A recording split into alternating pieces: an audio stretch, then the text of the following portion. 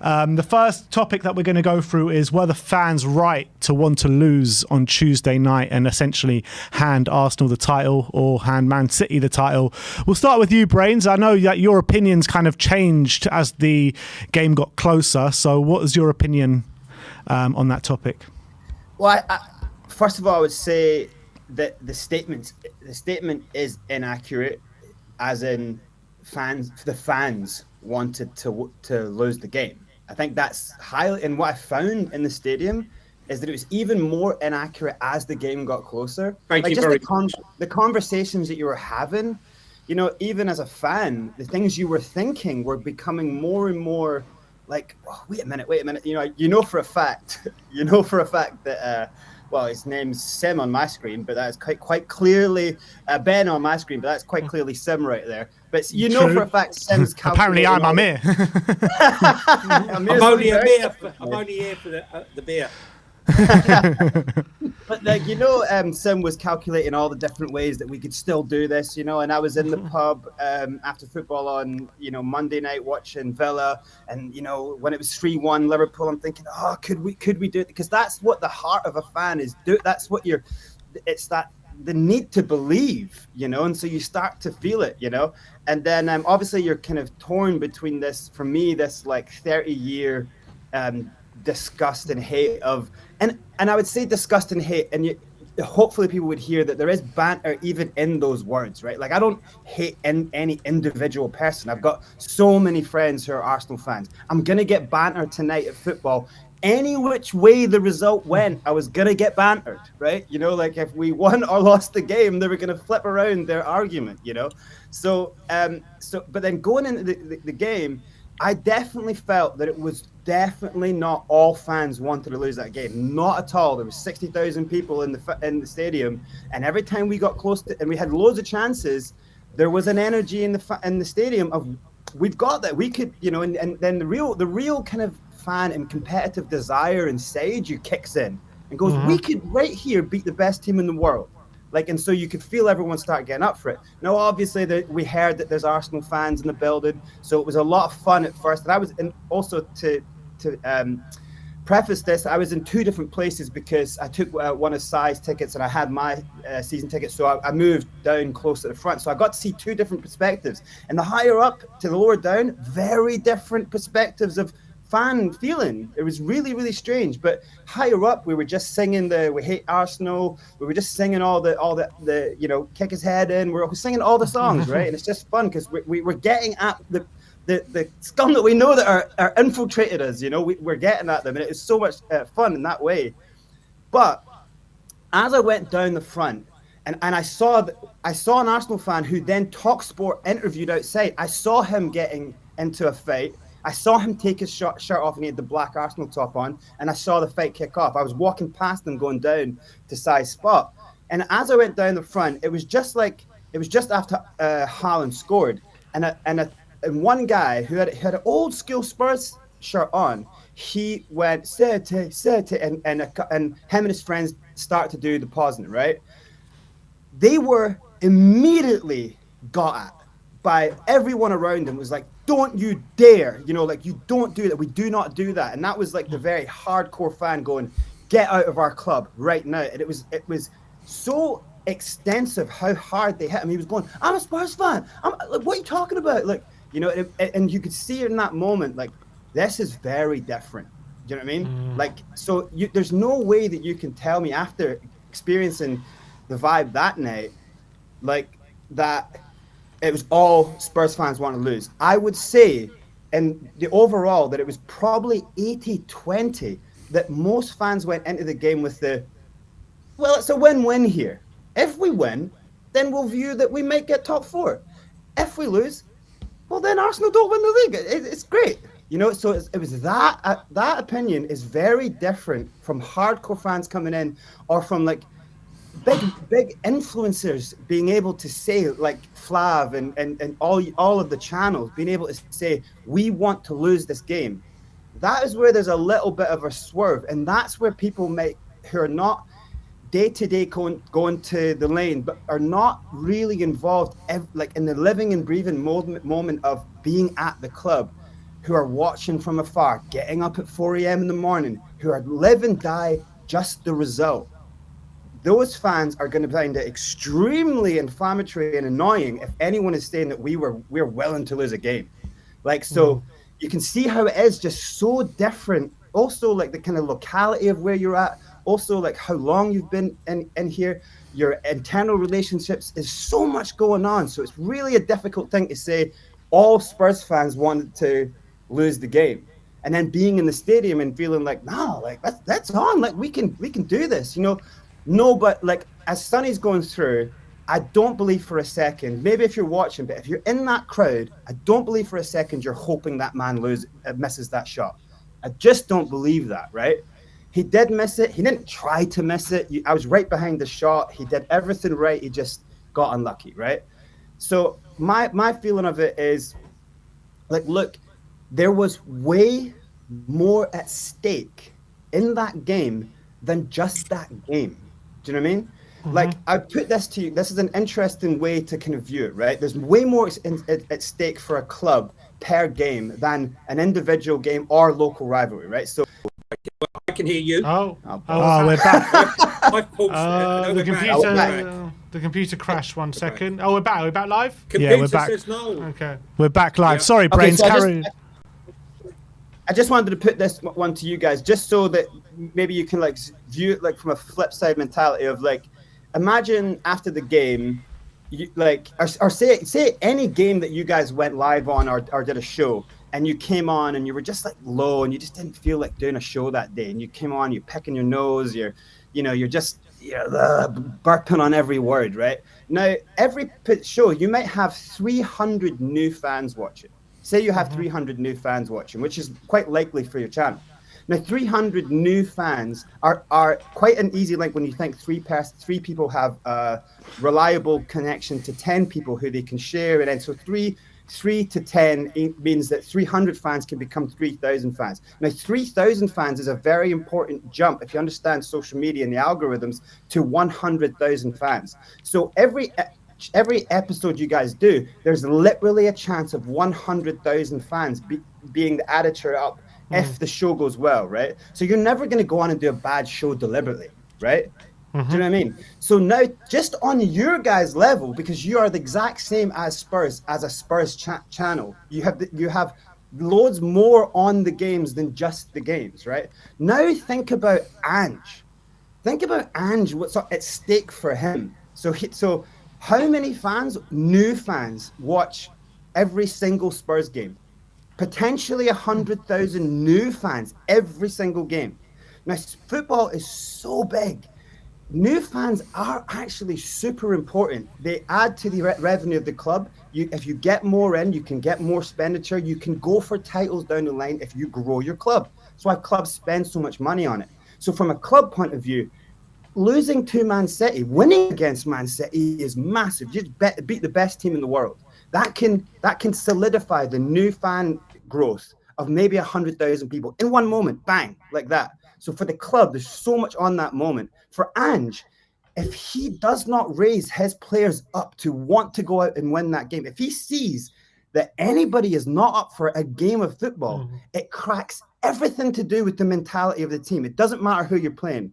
Do you know what I mean? So the stuff that's on the games for him, he's also, his job's on. Brains, where was that against? I'm listening to what you're saying here. I get it, but you know, I know you're talking. Don't take it in isolation. Well, we are taking it in isolation because you know my journey with this started back, you know, with the Arsenal game, you know, and this run of games where we've been terrible. But going back to the stadium, just to solidify what you said about the stadium. I was interviewed 2 or 3 times before I went in, and people asked me. In fact, I spoke to Ben beforehand, and they said, "You know, what do you want from the game?" I said, "Look, I've never been so conflicted. You know, if we lose to Man City, the pain will last for a day, right? If we beat Man City, the pleasure will last for a day. But the thought of Arsenal winning the title, that pain will last a lifetime. It's not about a day banter. It'll be brought up again and again and again. Spurs won the league. Now, Okay, that's how I felt going into the stadium. When I got into the stadium, I didn't have thoughts about losing. I didn't think, oh my God, come on, guys, let's lose. I mean, when Sonny went through on goal, and I must disagree with you, Brains, I thought his body shape was all wrong, okay? And it gave Ortega the one option. He knew through to his body shape which way to make the save. It was a great save. I'm not taking anything away from the save, but I didn't hear one person around me, and I was in the South Stand this particular game, say, oh, thank God for that. They were all saying, Sonny, what are you doing? How is that? Every decision that went against us was vocalized, okay? So I didn't get that sense of, Spurs fans wanting to lose. What I noticed was the media. I was outside. There was Sky, there was ITV, there was BBC, there was Bein Sports, and they were firing it all up. They've been firing it up for the last couple of weeks. You saw, the celebrities, Piers Morgan in a Spurs shirt. Come on, we're Spurs fans for the day. Take umbrage with that. Don't just focus on Spurs fans. And I think that we would have moved on from all of this, from all of what we're going to be talking about in this show, had Ange just let it go, right? We played probably the best football that we played in the last 3 or 4 months in that game. That's my opinion. And had he just let it go and said, you know what? I could see a lot of positives today in that performance. And we would have said, you know what, Ange? Yeah, 100% right. We can see the positivity. But he's left us with that hand grenade, with negativity, infighting, and pondering, what did he mean? Yeah, we'll get into those comments in a minute, but the way I kind of look at it is, Brains, you said 80-20% were probably in support of Tottenham inside the stadium from where you were and what you were thinking.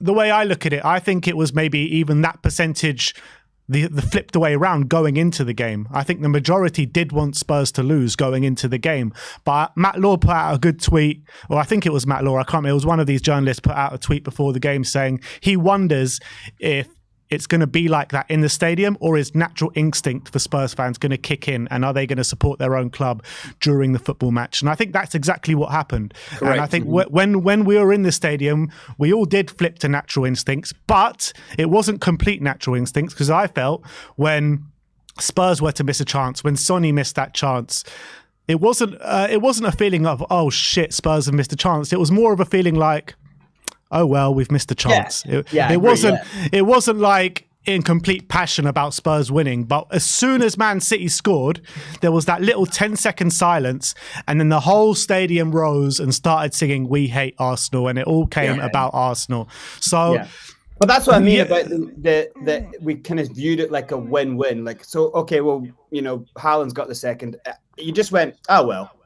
And you weren't bummed like you would other games. But I definitely don't think like when you're in there, you're going, I want us to lose. Yeah, it's just not natural. Even though the idea of Arsenal winning to you is not natural. Same as being in the stadium when a game's on. It's just not natural to watch. There was no one willing people City to score. There was no one there going, come on, City, like when they were through 1-1, like, oh, come on, let's score. No. There was none of that. There was none of that as well. Like, so I think that there was obviously, I think the majority of fans, when Spurs had a chance, they got off their seat. They were looking for a goal. Where, when especially early in the game, when Bentancur had that chance, good effort.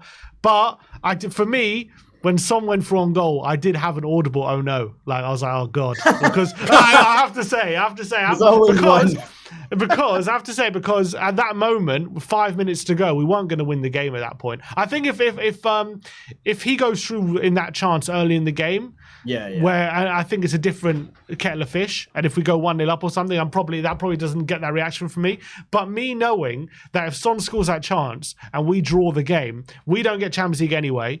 And Arsenal, we gift Arsenal the title as well. So a draw is kind of the worst out of both both worlds, basically.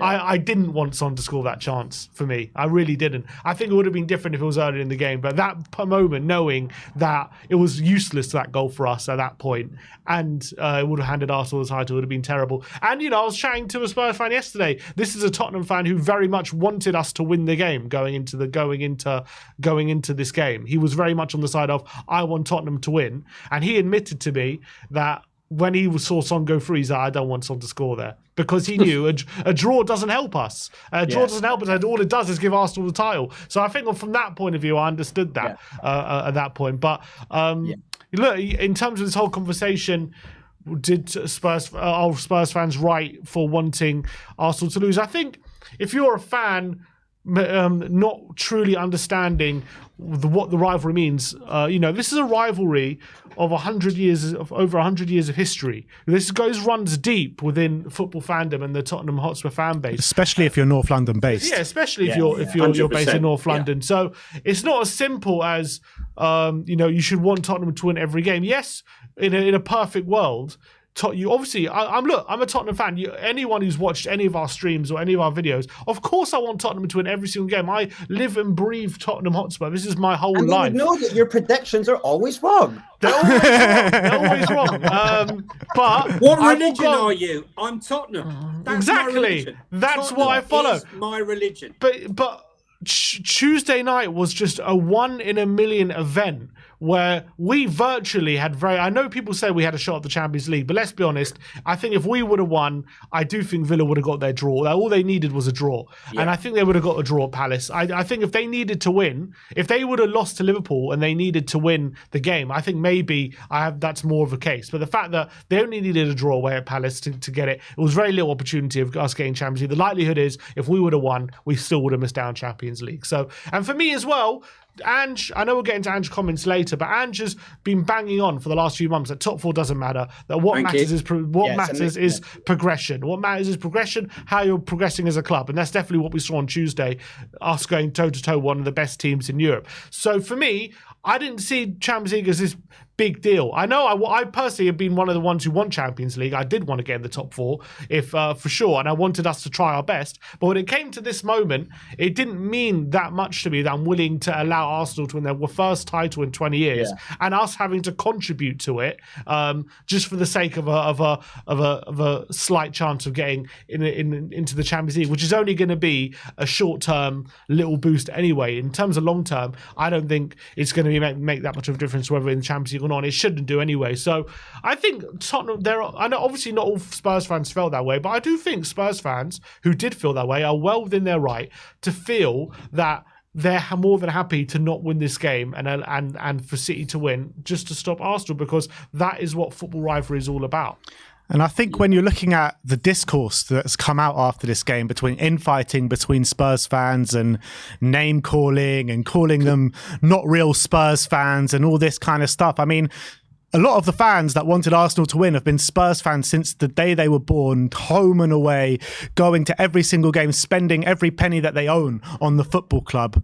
I think it's an absolute disgrace, some of the things that people are calling each other, and you can't tell another fan what they should believe and what they should hope and what they should want out of a particular game. And I think everyone should just respect each other's opinion, and I think that's what it should come down to. But also, just a quick point as well, I think what gets people on people's nerves, is it's not necessarily wanting Tottenham to lose, it's maybe people over-celebrating City winning, I guess. And I think anyone who was in the ground, I know we were chanting about we'll wait Arsenal, whatever, after in that period after City scored, but I don't think we were actively celebrating City goals and stuff. And I do think anyone celebrating a City goal or actively looking for them to score chances and stuff, that is obviously, a bit much. When you're in that stadium, you do not sing a Man City song. I think that is over the line. And booing your own team as well. We didn't sing the song, but there was people doing it. And I think that idiot guy who kind of doesn't get it.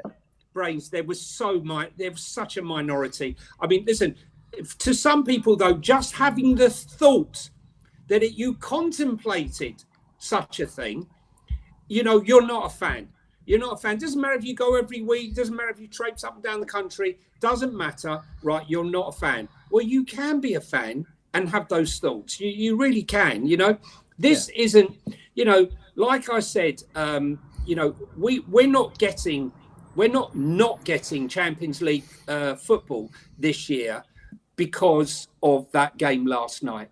We're not getting it because of set pieces, tactics. We got 5 defeats in the last 6 games. We haven't kept a clean sheet in the last 20 games. We've only led once, I think, at half time this whole season. And their only wins in our last 10 games have been Burnley, Forest and Luton. Okay? And if you take our form, and let's be honest, in a snapshot of, can we agree 27 games is a snapshot of a good snapshot of the season? Since the Chelsea game, in those 27 games, we lie 16th. Now, if we flipped that around and we started with those 27 games. Like Chelsea, but worse, we would have been 16th, where we would have been 16th in the first of the 27 games. I think the fan base would have been imploded. You know, he would be under severe pressure.